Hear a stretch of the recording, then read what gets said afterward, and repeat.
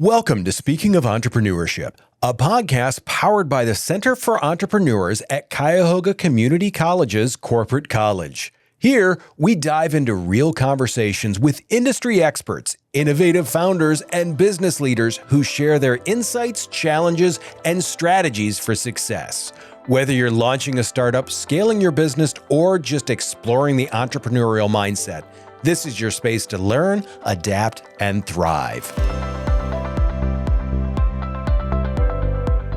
My name is Heather Holmes Dillard, and here with me today at Tri-C Center for Entrepreneurs are the founders and creators of Earn Your Leisure, Rashad, Bilal, and Troy Millings. What started as a podcast amongst friends, produced in their home and on an iPhone, that gave a behind-the-scenes financial view into entertainment and sports, back in 2019, has now grown into a multi-million-dollar enterprise that aspires to reduce the wealth gap in communities across the globe with the core mission of highlighting collaboration over competition. Today, EYL features a network of podcasts, 3 of them listed as a top 100, an online university, curriculums for schools, InvestFest, one of the largest investment conferences to date, and a world tour. Welcome to Cleveland, gentlemen. Thank you for having us. Appreciate it. We are so excited. A very welcome. Awesome. So I'm very interested, and I'm sure so are our viewers. Tell us your journey. Like, how did this start? Yeah, I always talk about education is the root of it.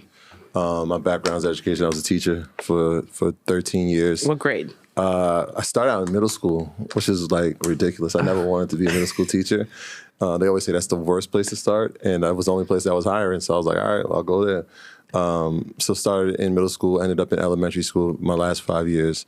But that was, my full-time job during the year. In the summer, I had the opportunity to work in my community with an internship program that allowed kids to talk about the careers that they wanted to pursue in the future, in the hopes that they would get some experience in it. And so we would go out and try to pair people with their the things that they wanted to be twice a week. And then twice a week we were in the classroom with them. Mm-hmm. And I really thought to myself, like, we could treat this like the 10 months of school that they don't get. Let's teach them about things that are not being taught in school. Financial literacy was one of those things. Rashad was starting his career as a financial advisor. I'm like, this is perfect. We should come in. We can co-teach this thing. Like, we can really change some things. And the kids are going to get paid. So it just kind of made perfect sense. Like, if they're going to come in contact with money, let's teach them about the value of money at an early age, with the hopes that at 15, 16, 17, when they're starting to making real financial decisions like going to college or maybe not going to college, they'll be equipped, or they'll at least have some tools to help them out, tools that we weren't afforded at that age. And so that's how, the educational piece started. I was like, this is great. Parents loved it. They're like, we need to have more of this. I'm like, yeah, we need to scale this program. I'm thinking physical location. He had the brilliant idea to, figure out, like, this needs to be something that we can scale, but we need to use social media. Social media is going to be the way that can connect all of this. And so, he was already starting his career as a financial advisor, wanted to become even more prominent in that space, and was using social media to do that on his own, and then started doing interviews about the background stories behind sports entertainment. That caught on. People were like, wait, where's the rest of that? Do you have your own podcast? And it was kind of one of those things where we were like, podcast? Because this is like pre-pandemic, before the podcast boom. This is 2018, like, podcast. What's that? Figured out what a podcast was, and we sat down like, yo, we should do this. We should do a podcast. And Earn Your Leisure was birthed in December of 2018, and it launched. The actual show launched in January of 2019. I love this. And so you all have been friends like since childhood? Yeah. I know him for a while. It's crazy now when I'm thinking about it. It's like 30 years, which is like... very special. It's a long time, yeah. And you get to work with your best friend. That makes it a lot easier. So, and Rashad, so you started in financial literacy, and when you started this podcast, did you envision that it would grow to this? Like, was this always the plan from jump, or did this organically grow into something you couldn't even imagine? It organically grew, but the vision was kind of there. I was a financial advisor, as he said, so we were doing a few things simultaneously, but I wanted to grow my financial planning business. That's why I started on social media. So that idea as far as reaching a lot of people and traveling and speaking and all of that, that was already kind of on the vision board. It just wasn't in the realm of how it merged to Earn Your Leisure. But so the idea was already there, but as far as like what it turned into, as far as the media side of it, that wasn't my original idea. It was more on the financial planning, money management side, but still in the same, the global vision, reaching a bunch of people, traveling, writing a book, stuff like that. That was on the vision board. Yeah, for sure. So what point, so you recorded in 18, you officially launched in 19. What point did you really write this business plan to now have all these programs and all these podcasts under your umbrella? I never really wrote a business plan. It just kind of happened organically. When we started, we had traction right away because it was a social media following before that. So, because you two are popular as individuals. No. It wasn't the individual popular thing. It was like building the groundwork. Like I said, I was trying to be a celebrity financial advisor. So that's when he mentioned as far as going on shows and talking about different stuff. So I had a public access show. So that was traction already on my individual page. But people were familiar with the idea, the concept of breaking down financial literacy in terms. So 50 Cent vitamin water deal, right? That's a clip that went viral, kind of breaking it down in a way that was entertaining and relatable. So that idea of kind of taking pop culture and using it to teach business became, it picked up a lot of traction on social media. So by the time we started the show, Earn Your Leisure, people had already been familiar with micro glimpses of that type of content. That was just the first time that it was long content that was provided to them. So when we started, we already had a following, and it kind of took off right away. And, everything just happens organically as far as the events and then, selling merch and then doing another show. It's not like it was part of the original vision board as far as a business plan for Earn Your Leisure. Even stuff that we do now, we just kind of, as you travel along a journey, you see different things, you see different opportunities that make sense. So it wasn't planned. It just happened organically. And you're living the best life now, right? Yeah. Yeah, I like to see that, it's that adage of we're flying the plane, we're building the plane as we're flying it. Yeah. Because most entrepreneurs. Yeah, I mean, we're to the core. And we get to see a lot of things, and we see a lot of experiences, and we get to lean on a lot of people, right? We've created a vast array of relationships that have helped us out. And so if we see something that we can add to our business and we can use somebody as a relationship and say, how can we leverage this to make it beneficial for both of us? I mean, why wouldn't we? So that's been a key too. Can you describe a pivotal moment that significantly impacted the trajectory of where you are now? Was it the 50 Cent story? Okay. That was one, because it was a lot of traction that had been building on social media. But that one particular post, I'll never forget, it was at the end of the year. And it just caught a lot of traction. Different people that, one of the guys, Wallow, he's a really successful podcaster now. And he had reached out to me. And that's when I'm all right, now this thing is bigger. It's getting bigger and bigger, you know what I mean? So shortly after that, that's when we had the conversation about starting a show. So that was I think we started the show in January. And as I said, that whole 50 Cent vitamin water clip thing happened in December. So it was 2 years prior to that as far as building up to that point. But that was the point where it was the demand for the long form content had reached a peak.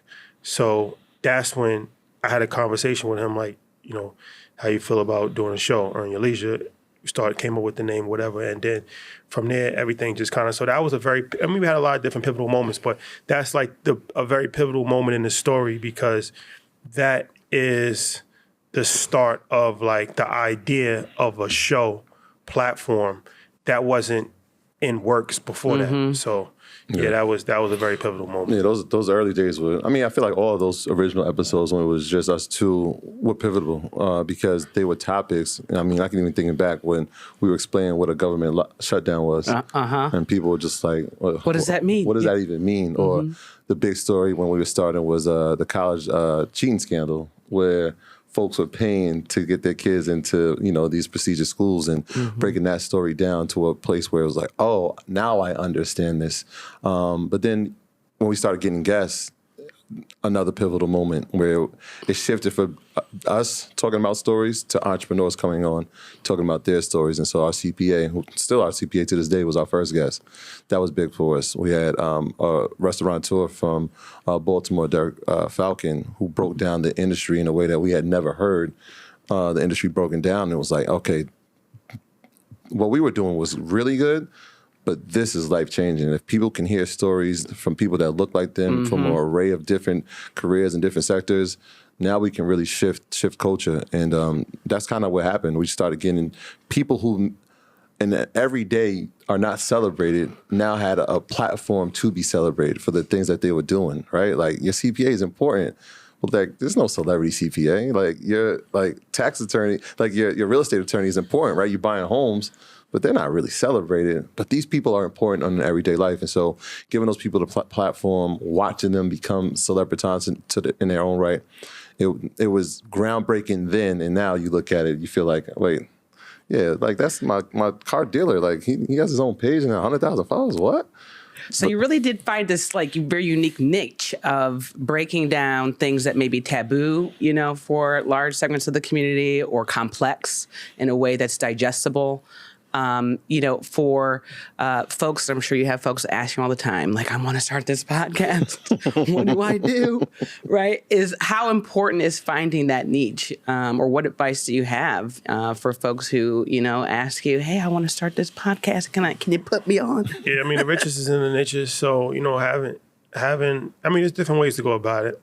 You can kind of be a variety show, like the Joe Budden show, let's say. Like, he talks about everything, but we found our thing in like a very niched financial literacy, business, investing. Like, that's just, so I think that that's a better way to go about it. Like, you're gonna have a sports show, focus on sports. Don't talk about sports and cooking and politics and religion. Like, you can, like Joe Rogan does that. He does everything. So there's different ways to go about it. But yeah, we're very niche based in finance. We thought that from day one, that was always the focus. So we never really went too far away from that. And that's something that we just felt was a need. There's always going to be conversations around business and investing forever. It changes, whether it's about crypto, stocks, real estate, like, the climate may change, but the general premise of money is always going to be around. So, we just found our wave on that. It's not something that everybody's interested in, but there's enough people that are interested in it to, make us successful. So that's something that I definitely encourage people to do, especially in the beginning, is like focus on something that you really are passionate about, that you really are knowledgeable about, drill down, become an authority in that space. And then if you want to go to different areas, you can do that. But it's kind of difficult if you just start off doing everything all at once. Yeah, because Troy, you started as a teacher, as you said, right? And you noted that you started this podcast as a birth from a tool of trying to expose young people to financial literacy. But then, you just dove all in. Yeah. The pandemic kind of expedited that. But it was one of those things, when you talk about super niche, it's also super disruptive. Right? If we talked about sports, how disruptive would that be? We see plenty of people do that. In fact, when seasons are over, right? Like, the baseball season is going to be over. If your podcast is based on that, now what do you talk about in off season? Right? So you got to figure out things, but businesses happen every day. Well, unless you're from Cleveland and we talk about it all day, okay? Browns, Cavs, Guardians, all day. Yeah. but business is happening every day, and it's changing every day. So it gives us an opportunity to talk about something different every single day. But when it came down to figuring out career-wise where I was going to be, I was still teaching that first year while we were doing the show. And it was, I was fine with it. We never looked at it like this is going to be the thing that changes our lives forever. We were just like, all right, we want to add value to people. And this is kind of a wheelbase that we know. We have these conversations all the time. Let's let the world in. But quickly I started feeling like, where can I be the most impactful, right? Like they used to say, like, you know what, you're a teacher, that's great, but somebody can do your job. And I was kind of like, nah, nobody can ever do my job. Nah, I'm the best teacher there is. But the reality is, if I leave the school, they're going to hire a new teacher. And that's just the way it is. The building doesn't have my name on it. The classroom doesn't have my name on it. And I don't know anything in the district. And so realizing that we were able to impact people throughout the world from this medium, it was like, oh, okay. Great transition. Don't limit yourself. I really want to talk about impact. Like, Rashad, what is it mind-boggling to you? Are you humbled? Like, what sort of impact do you hope to make? Do you credit, the work that you all have been doing, right, and increasing the number of Black folks who are investing in the world right now? Yeah, no, it's definitely humbling for sure. I mean, you see reports that young Black people are the leaders as far as new investors on brokerage accounts. So I think that we definitely play a part in that. So, to actually be able to change the trajectory of how people think about money, entrepreneurship, investing is something that's important. So, we don't take it lightly, but also, you can't really think about your impact until it's over. Well, what impact do you want to make? To definitely leave an impact as far as, like I said, just really how people think about money, really. I think like the mindset is really important. So to get people, in the mindset of being business owners, to get people in the mindset of being investors, to get people in the mindset of not just thinking that a job is their only way of surviving, right? Like, I think like that's something that's important. And then, creating obviously people generational wealth and, having more homeowners and having people closing the wealth gap, helping closing the wealth gap. These are all things that, for sure. But on just the basic level, just changing how people think, because I think that's important. Like, a lot of times we fail because of how we think about things. So if we're able to just change that for millions of people, I think that that's going to have a trickle-down effect. Last words of wisdom. Just be consistent. That's the most important thing in business and life in general. Like, a lot of people fail because they lack consistency and discipline. So I feel like that's the thing that separates great people from good people is having that work ethic and being able to do the same thing over and over again every day for, years, as opposed to doing it for a week, 2 weeks, and then changing up your routine, quitting, that's vitally important. So consistency is hard because especially if you're not seeing the results that you think that you should see early on, you kind of get frustrated and you leave. So anybody that's in business or just in life in general, I think that's like the real pathway to success is just to be consistent. I think that's the athlete in you talking, but yeah. Sure. Definitely. Yeah. Yeah. I would say, treat every relationship with the highest level of dignity, integrity. What we've learned over our journey is that, relationships can open doors that money can't. And those words couldn't be truer. There's no way we have access to a Robert Smith or Steve Harvey, people of this nature, Don Peoples, without that being true. And so, every time we meet somebody, it's going to be a moment because we've sat on the other side being, sports fans and looking up to people throughout our lives. And now people are looking at us in a similar light. We want to make sure that every interaction is worthwhile for us and for the person that is coming to support. But we want to make sure that there's a relationship there. So like when we come to Cleveland, we know we can tap in with people because they didn't just come see us. They actually came to build with us. And they felt there was a personal connection. Well, we're so happy to have you here, and thank you so much for joining us. Until next time.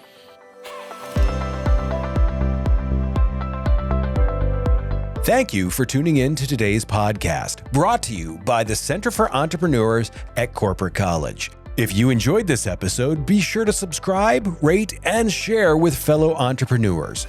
Tune back in to stay connected with us for more insights and resources to help you build, innovate, and thrive.